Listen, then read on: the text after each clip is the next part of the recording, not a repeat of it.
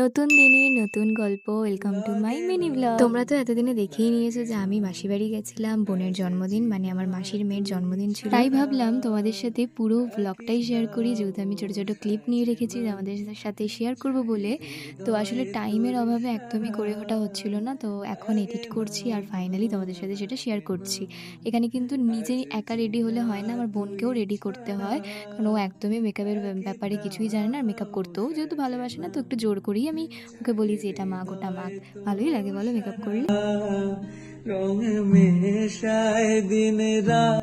আর এই তো বেরিয়েও পড়লাম। আসলে প্রচণ্ড বৃষ্টি হচ্ছিল সেই দিন, তাই একদম ছাতা ছাড়া মানে কোথাও যাওয়াই পসিবল হচ্ছিল না। আর বোনকে ফোন করে করে বলছিলাম, তুই এরকম বৃষ্টির দিনে কেন জন্মেছিস যেখানে এত পরিমাণেরই বৃষ্টি হচ্ছে। যে জিয়া তুই ছাড়া। যেহেতু আমার দিদি আর মাসির বাড়ি একই জায়গায়, তাই প্রথমে কিন্তু দিদির বাড়িই যাব। দিদির বাড়ি থেকে মাসির বাড়ি ওই 10 থেকে 20 মিনিট ডিস্টেন্স। তো ওখান থেকে সেজে গুজেই যাবো, যেহেতু একদমই রেডি হইনি, মানে নর্মালি একটা ড্রেস পরে যেহেতু যাচ্ছি বৃষ্টির দিন বলে। তো ওখানে গিয়ে ফাইনালি রেডি হব আর যাবো। ওঠে যে দেবী যে শুধু যেন।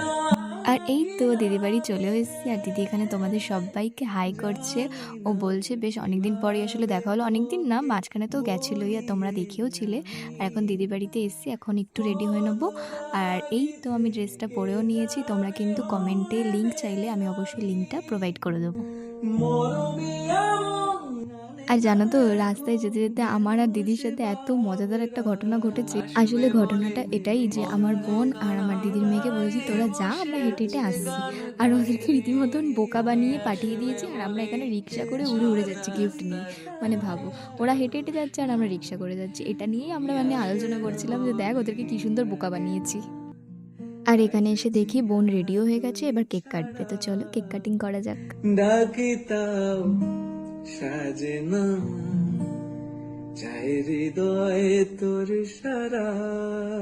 যে জিয়া তুই ছাড়া ডাকি। ফ্যামিলি প্রোগ্রামে কিন্তু আমার এই জিনিসগুলোই ভালো লাগে, নিজেদের মানুষদের সাথে অনেকটা টাইম স্পেন্ড করা যায় আর অনেক অনেক মজাও করা যায়। তো এগুলো কিন্তু খুবই মিস করি এক একটা টাইম, যেহেতু এখন দেখো অনেকটা চাপে থাকি, কাজে থাকি।